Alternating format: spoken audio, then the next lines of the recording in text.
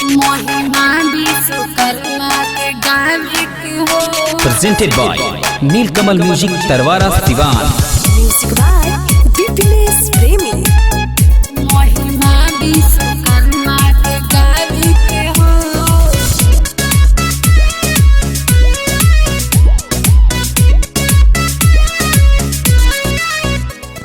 बाबा की महिमा महान बड़ुए, पढ़त विधवा पुराण बड़ुए, पढ़त विधवा पुराण बड़ुए।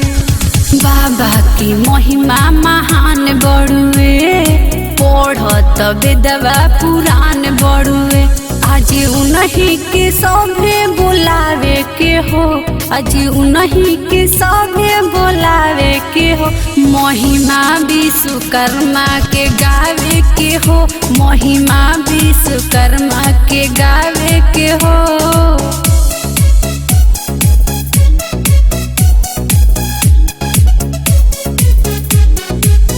महिमा विश्वकर्मा के गावे के हो।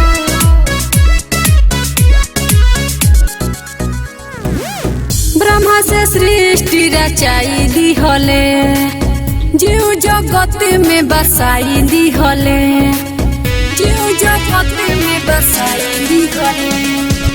ब्रह्मा से सृष्टि रचाई दी हले, जीव जगत में बसाई दी हले।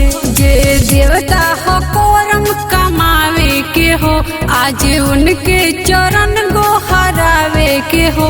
महिमा विश्वकर्मा के गावे के हो, महिमा विश्वकर्मा के गावे के हो।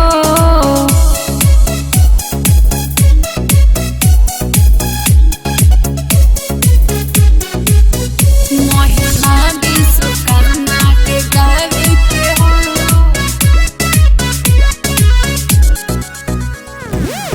गाड़ी जहाज कारखाना चले, इन्हीं से सारा जमाना चले, इन्हीं से सारा जमाना चले।